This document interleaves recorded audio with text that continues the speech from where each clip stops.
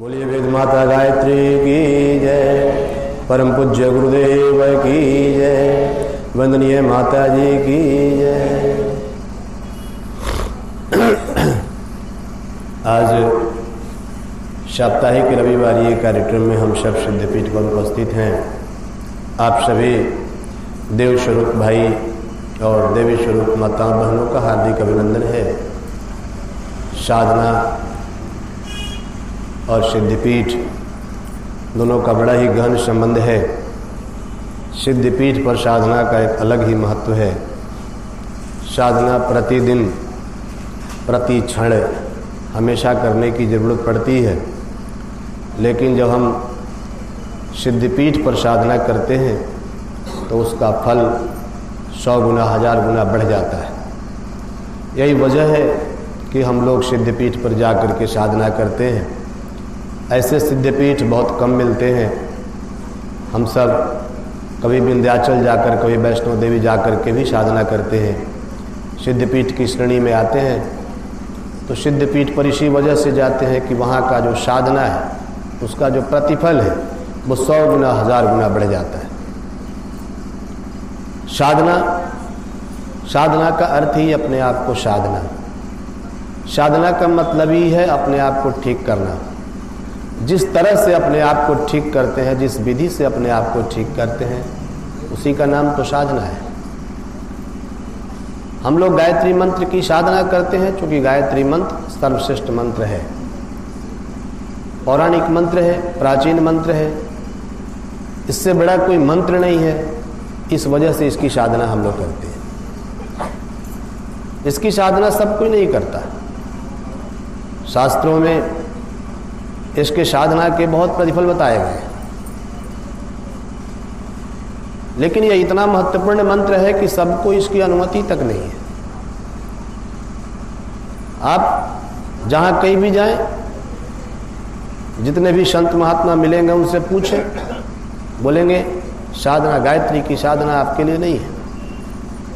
गायत्री की साधना सबके लिए नहीं है।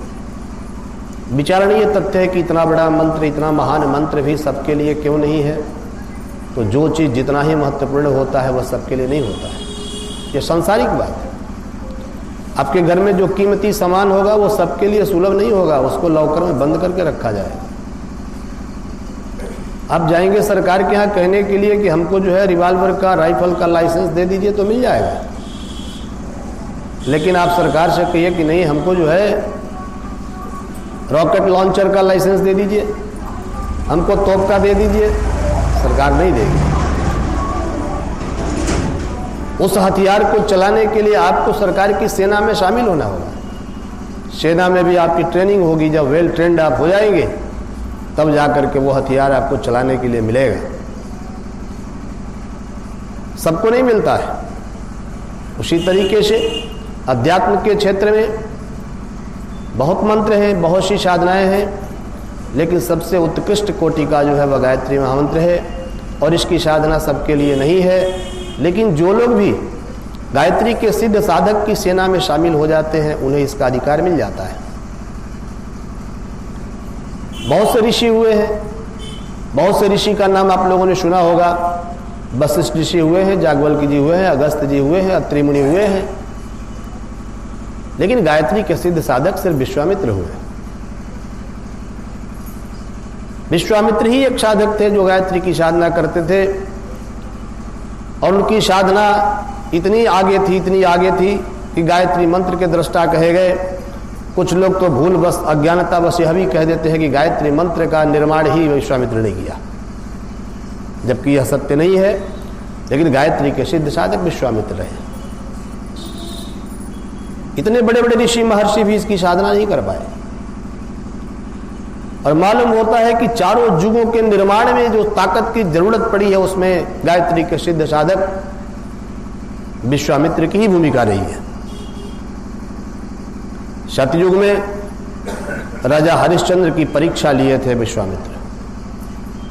देखा था कि हरिश्चंद्र के अंदर सत्य धर्म है कि नहीं है।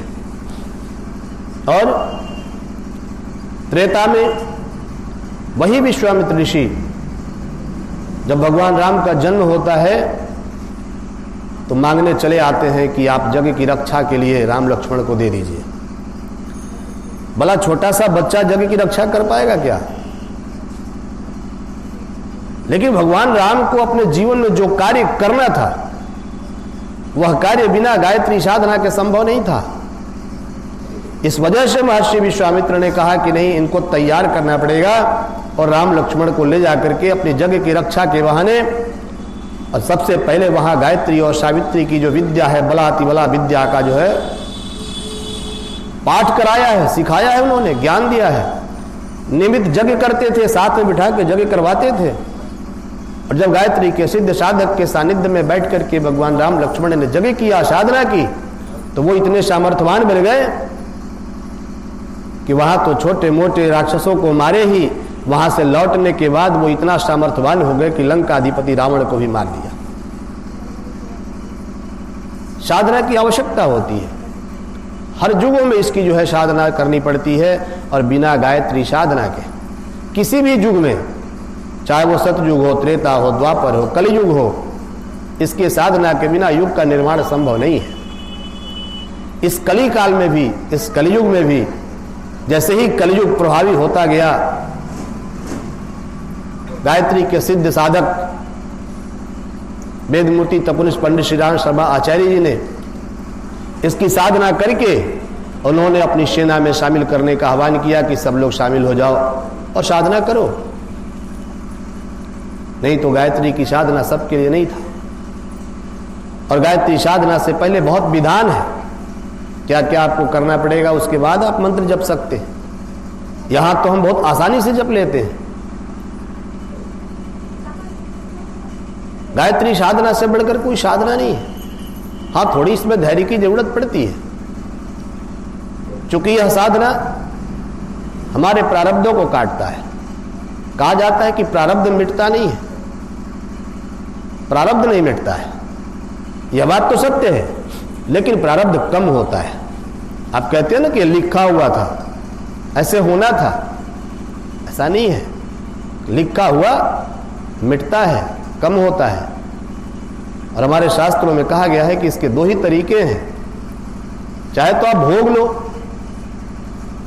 भोग करके खत्म कर लो, और नहीं तो फिर गायत्री की साधना करो। दो ही तरह से आपका प्रारब्ध मिट सकता है, तीसरा कोई उपाय नहीं है। आपको भोग है कि आपको 6 महीने तक बेड पर पड़ा रहना है, तो आप पड़े रहेंगे। इसमें दुख मानने की भी जरूरत नहीं है, क्योंकि 6 महीने तक बेड पर रखने के पीछे जो उद्देश्य है वह यही है कि अगले जन्म में आपको बेड पर पड़ना ना पड़े। अगर वो भोग आपने नहीं किया तो वो भोग सुरक्षित रहेगा, अगले जन्म में फिर आपको भुगतना पड़ेगा। और अगर आप गायत्री साधना करते हैं तो अंतर इतना ही होता है कि जो 6 महीने का भोग है वह 6 दिन में बदल जाएगा, लेकिन भोगना पड़ेगा। रामकृष्ण परमहंस के जीवन काल की एक घटना आती है कि जीवन के अंतिम समय में उनको दम्मा हो गया था, खांसते थे रात रात भर। एक बार की बात है कि विवेकानंद साथ में थे, और रात्रि में जब वो खांसने लगे, उनकी पीड़ा देखकर विवेकानंद को बर्दाश्त नहीं हुआ और मां काली के पास जाकर के रोने लगे और चरणों में गिर करके बोले कि हे मां, पूज्य गुरुदेव की रक्षा करें, ये कष्ट हमें देखा नहीं जा रहा। मां काली ने आशीर्वाद दिया और पूज्य गुरुदेव का दम्मा ठीक हो गया। लेकिन जैसे ही विवेकानंद सुबह गुरुदेव के पास पहुंचते हैं, गुरुदेव इतनी फटकार लगाते हैं, इतनी डांटते हैं। क्यों गया था, किससे पूछ कर गया था, क्या जरूरत पड़ी थी तुम्हें यह कहने की, तुम्हें पता है कि इसके लिए मुझे पुनः जन्म लेना पड़ेगा। और उनको फिर अगला जन्म लेना पड़ा। लेकिन गायत्री साधना ऐसा है जो हमारे भोगों को बहुत कम कर देता है। धैर्य की जरूरत पड़ती है, सकारात्मक विचार रखना पड़ता है। आजकल साधकों के विचार सकारात्मक नहीं है, नकारात्मक है। बहुत जल्दी ही शीघ्र कुछ पाने की इच्छा होती है। साधारण वस्तु बहुत थोड़े से श्रम में आप प्राप्त कर सकते हैं, लेकिन कोई बहुत बड़ी उपलब्धि हासिल करनी हो तो उसके लिए लंबी तैयारी करनी पड़ती है। आप फौज में भर्ती हो सकते हैं मैट्रिक इंटर करके, थोड़ा दौड़ धूप लगा करके, लेकिन मैट्रिक इंटर की डिग्री लेकर के आप आईएएस आईपीएस नहीं बन सकते। आप घंटे 2 घंटे पढ़ के आईएएस आईपीएस नहीं बन सकते। आपको ग्रेजुएट होना पड़ेगा और आपको 8 घंटे 10 घंटे कठोर श्रम करने पड़ेंगे, गहन अध्ययन करना पड़ेगा, तब जाकर के उस स्तर में आप आएंगे।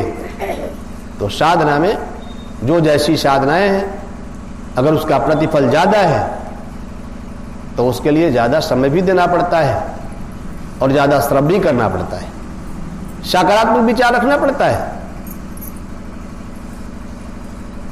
एक कहानी आती है कि 2 संत जो है तपस्या कर रहे थे।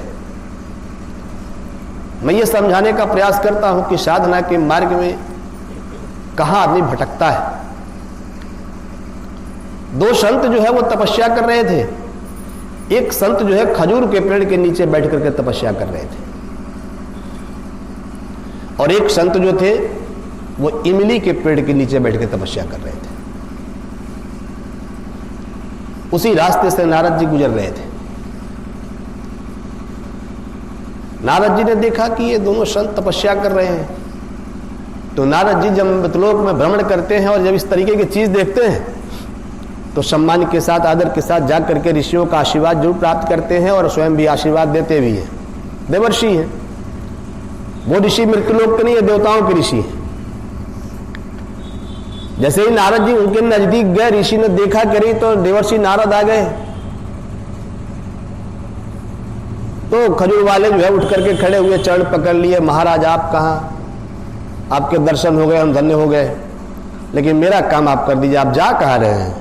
बोले हम तो बैकुंठ जा रहे हैं, भगवान से मिलना है।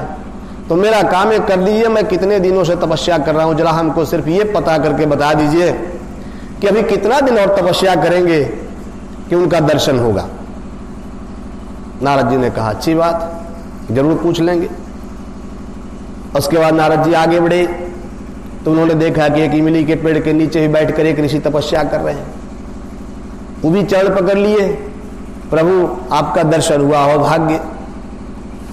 आप कहाँ जा रहे हैं? बोले हम तो बैकुंठ जा रहे हैं। तो मेरा एक छोटा सा काम कर दीजिएगा, प्रभु से पूछिएगा आखिर कब तक तपस्या करें, कब दर्शन होगा। नारद जी बैकुंठ चले गए, भगवान विष्णु के पास गए, भगवान से पूछा उन्होंने कि प्रभु मैं मृत्युलोक गया था और मुझे 2 ऋषि मिले थे और पूछ रहे थे कि आखिर कब तक तपस्या करनी पड़ेगी, आपके दर्शन कब होंगे। भगवान ने कहा आप जाकर के बोल देना, जो खजूर के नीचे बैठ करके जो तपस्या कर रहा है उस खजूर में जितने भी पत्ते हैं उतने बरस के बाद उसको हम दर्शन देंगे। आप समझ सकते हैं, उतने बरस के बाद हम दर्शन देंगे। और वो जो इमली के पेड़ के नीचे बैठा है उसको बोल देना कि जो इमली का पेड़ में जितना पत्ता है, अब इमली का पत्ता आप समझ सकते हैं ना कितना छोटा छोटा पत्ता होता है, बोला जितना पत्ता होता है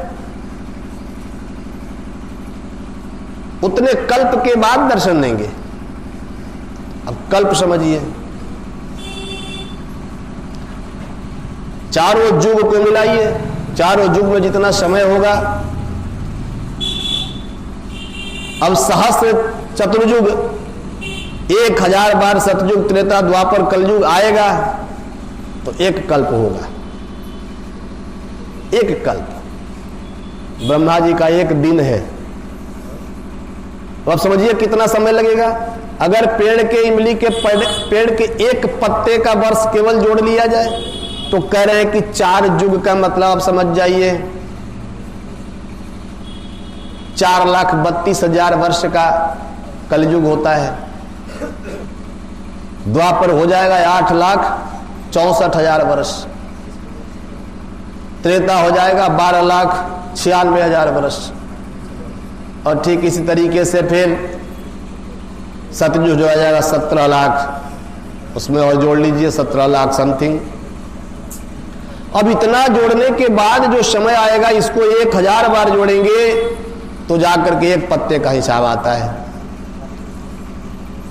यह संभव है। नारद जी वहां से चले और नारद जी जैसे ही आए तो पहले खजूर वाले के पास गए। वो प्रसन्नता से नारद जी को देखते ही खड़ा हो गया। वो ऋषि बोले, महाराज आप आ गए। ऋषिवर अब बताइए, भगवान से मुलाकात हुई? बोले हाँ, भेंट तो हुई। क्या बोले प्रभु? तो भगवान ने कहा कि तुम जिस पेड़ के नीचे तपस्या कर रहे हो, इस खजूर के पेड़ में जितने भी पत्ते हैं, अभी उतने वर्ष तपस्या करोगे तब उनका दर्शन होगा। वो एक बार गुस्से में उठा, माला तोड़ ताड़ के फेंक दिया। बोला महाराज इतने वर्षों से तपस्या कर रहे हैं, इस खजूर के एक पत्ते में कितनी पत्तियां हैं, अब भला हम कब दर्शन होगा? साधना बंद कर दिया और उठ करके देवर्षि नारद को जो नहीं कहना था सो कहा, लगा मारा नहीं, उनका सब गति कर दिया और वहां से चल दिया। अब देवर्षि नारद की हिम्मत नहीं हो रही कि दूसरे संत को भी जाके सुनाए, क्योंकि यहां तो थोड़े पत्ते थे, वहां तो बहुत ज्यादा पत्ते हैं और उनके समय भी ज्यादा है। गए, दूर से ही देखा उन्होंने तो वो प्रसन्नता से ऋषिवर उठ के खड़े हो गए। देवर्षि आ गए, आइए आइए। बोले नहीं, इतनी दूर से ही ठीक है, सोचा कहीं समाचार सुनाया, कहीं मार न पड़ जाए। बोले नहीं महाराज, पहले आइए, चरण छुएंगे। देवर्षि नारद बोले कि नहीं भाई, आज चरण मत छुओ, भगवान से मुलाकात हो गई है, मैं तुम्हारा समाचार बता देता हूं। तो नहीं, पहले आशीर्वाद लेंगे तभी समाचार सुनेंगे। देवर्षि बड़े संकोच में पड़ गए, किसी तरह से पैर छू करके आशीर्वाद लिया और पूछा क्या बोला प्रभु ने? तो सकुचाते हुए देवर्षि नारद ने कहा कि ऋषिवर ऐसा है कि आप जिस पेड़ के नीचे तपस्या कर रहे हो, इस पेड़ में जितने पत्ते हैं उतने कल्प के बाद प्रभु आपको दर्शन देंगे। अब तो वो नाचने लगा, वो झूमने लगा, प्रसन्न हो गया। इतना प्रसन्न हुआ, इतना प्रसन्न कि वो प्रसन्नता से बिल्कुल नृत्य करने लगा। देवर्षि नारद ने पूछा तुम्हें किस बात की खुशी हो रही है? बोला प्रभु आज तक जितनी तपस्या हमने की उसमें मुझे पता ही नहीं था कि कब तक दर्शन देंगे। आज कम से कम यह पता तो चल गया कि जितने इस पेड़ में पत्ते हैं उतने कल्प के बाद हमें दर्शन मिलेगा।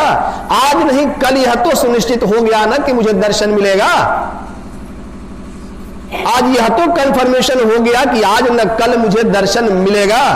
बस इस उम्मीद पर मैं साधना में जिंदा रह जाऊंगा, और नहीं तो मैं तो यह सोच रहा था कि पता नहीं दर्शन होगा कि नहीं होगा। अब यह सुनिश्चित है कि दर्शन होगा। बस पेड़ में जितने पत्ते हैं उतने ही कल्प तो बीतने हैं। अब यह चर्चा हो रही थी कि वही भगवान प्रकट हो गए, और भगवान प्रकट होकर के उस संत को दर्शन देते हैं। देवर्षि नारद बोले कि नारायण नारायण, अद्भुत लीला है आपकी प्रभु। आपने तो हमें कहा कि इतने कल्प के बाद दर्शन देंगे, इतने कल्प के बाद देंगे, और आप अभी आ गए। बोले नारद मैं आने वाला था इतने कल्प के बाद ही, लेकिन प्रसन्नता से इसकी आंखों से जो आंसू झड़ रहे थे, उस आंसुओं में इसके पेड़ में जितने पत्ते थे उतने कल्प का समय जो है वो झड़ गया, और मुझे विवश होकर के अभी आना पड़ा, और आकर के मुझे इस संत को दर्शन देना पड़ा। अगर आपके अंदर सकारात्मक विचार है, अगर आपके अंदर सकारात्मक सोच है साधना के मार्ग में, तो भगवान दर्शन देते हैं। ऋषि मतंग ने शबरी को नहीं कहा था कि भगवान कब आएंगे, इतना ही कहा था कि त्रेता में आएंगे, त्रेता में भगवान का जन्म होगा, और यही कहा था कि भगवान तुम्हें दर्शन देंगे। अगर किसी को कह दिया जाए कि 18 लाख वर्ष के बाद किसी का दर्शन होगा, कोई व्यक्ति 18 लाख वर्ष इंतजार कर सकता है क्या? लेकिन शबरी ने सोचा कि आना है, गुरु की वाणी मिथ्या नहीं जाती, गुरु झूठ नहीं बोलता, गुरु के वाणी में दम होता है, और गुरु की वाणी में ब्रह्मा का निवास होता है। ब्रह्म विद्या का निवास है गुरु की वाणी में। अगर गुरु ने कह दिया तो भगवान आएंगे। और वह शबरी जो है वह इंतजार करते रही और अंत तक भगवान का दर्शन हुआ। यह सकारात्मक सोच की आवश्यकता पड़ती है साधना के मार्ग में। हम भटकते हैं, हम निराश होने लग जाते हैं और हमारी जो निराशा है वो इस कदर हो जाती है कि हम भगवान से विमुख हो जाते हैं। हम क्या चाहते हैं? हम चाहते हैं कुछ ऐसे जोगी बाबा मिल जाए, वैसे साधु महात्मा मिल जाए जिनके पास जाएं और कुछ भभूति पढ़ के दे दे, कुछ अक्षत छिट दे, कुछ फूल दे दे और मेरा कल्याण हो जाए। ऐसा नहीं होता। आपके जीवन का कल्याण होने वाला नहीं है। इस तरीके से जो कल्याण होता भी है, इस तरीके से जो कल्याण होता है आपको नहीं पता है, वह कल्याण बहुत दुखदाई होता है। एक बात समझ लीजिएगा, अगर आपके शरीर में कोई घाव हो जाए, फोड़ा हो जाए और दर्द करने लगे, अब दर्द की गोली खा लो, दर्द करना बंद कर देगा। इसका मतलब यह नहीं हुआ कि जख्म ठीक हो गया, वो आपके दर्द को खत्म कर दिया और एक दिन वही जख्म आपका कैंसर बन जाएगा और आपको मृत्यु के गोद में सुला देगा। क्योंकि आपने दर्द की दवा खाई है, आपने उस जख्म की दवा नहीं ली। इस संसार में अधिकतर इंसान जो है बिल्कुल दर्द की दवा ले रहे हैं, वो उस अपने जख्म को ठीक नहीं कर रहे हैं। परिस्थितियां कितनी भयावह होती चली जा रही है इसका अंदाजा उन्हें नहीं है।